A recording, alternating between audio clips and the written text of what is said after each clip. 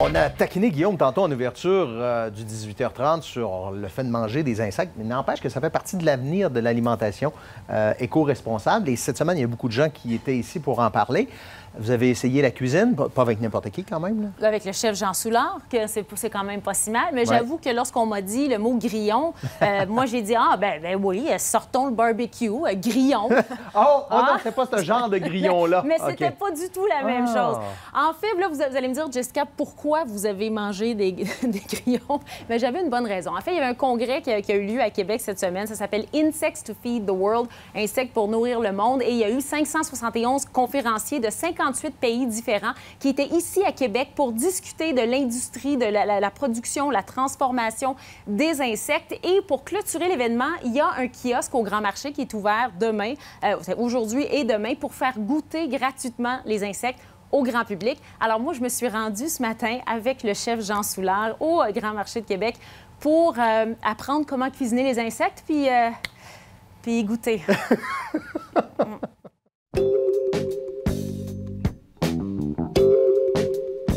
Aujourd'hui, on cuisine avec un ingrédient qui sort de l'ordinaire, avec un monsieur qui sort de l'ordinaire, avec quelqu'un de très spécial. Chef Jean Soulard, chef, qu'est-ce qui vous a inspiré à vouloir cuisiner avec des insectes? Je ne connaissais pas les insectes. Quand je dis je ne connaissais pas les insectes, bien sûr, j'en avais mangé. On a tous été un peu au Mexique ou en Asie. C'est quelque chose de bien normal, OK? D'avoir des sauterelles, d'avoir des grillons. Du côté occidental, c'est pas quelque chose de commun. Et dès que vous dites manger des insectes, par exemple à vous, vous me faites une grosse grimace, OK? Maintenant, il faut savoir que les insectes, ça nous apporte pas mal de bonnes choses, des protéines, énormément. Et puis, ça a l'avantage, pour être cultivé, de prendre pas beaucoup d'espace et pas beaucoup d'eau. Donc, il y a un impact environnemental moindre. Tout à fait. Il y a deux choses, la poudre d'insectes et puis l'insecte, comme on l'a vu ici, en entier, OK? L'avantage peut-être de cet insecte qui est en entier, c'est qu'il a un croquant. Ah oui, c'est l'avantage, ça? Oui, OK. Avoir une texture dans une mousse au chocolat, oui. c'est intéressant. Moi, je trouve que c'est intéressant. Vous travaillez pour que les insectes deviennent quelque chose de normal? Au moins les faire connaître. Quelque chose de normal, je ne suis pas certain parce qu'on n'est pas encore tout à fait autonome. Mais pour moi, c'est une curiosité personnelle. Alors vous allez me dire le goût maintenant. Ce qu'on va utiliser là, c'est un peu le goût de noisette. J'en ai goûté tout à l'heure, ça avait un goût de chocolat, naturellement. Alors vous allez cuisiner quelque chose pour nous aujourd'hui. Vous allez nous faire goûter à quelques plats. Oui. On commence avec quoi? Ce que je vais vous faire là, c'est un sabayon. Alors un sabayon, c'est bien sûr des jaunes d'œufs, avec un liquide. Ce liquide pourrait être n'importe quel liquide. Dans ce cas-ci, ça va être un peu de vin blanc, un peu de saké, des litchis, un peu de sucre, un peu de jus de citron et puis quelques zestes d'orange. Mais là, les insectes, on va les mettre où, là? On va y mettre de la poudre d'abord, OK? Oh, de la poudre, ça va. La poudre, vous pouvez l'utiliser, vous faites des crêpes. Vous pouvez utiliser la poudre d'insectes dans vos crêpes à mesure de 15 à 20 % de farine. Ça va nous apporter quoi? De nouveau, des protéines. Et c'est ce qu'on recherche à l'intérieur de ça.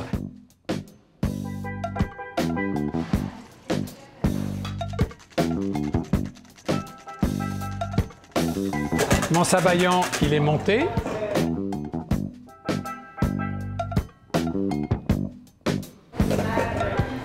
Et vraiment, pour un spécial, pour notre animatrice.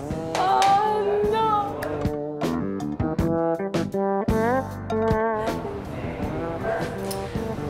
OK. 1, 2, 3. Yes!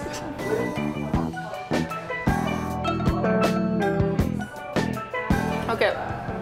C'est vrai que ça ne goûte pas, mais ça crunch. Ça crunch.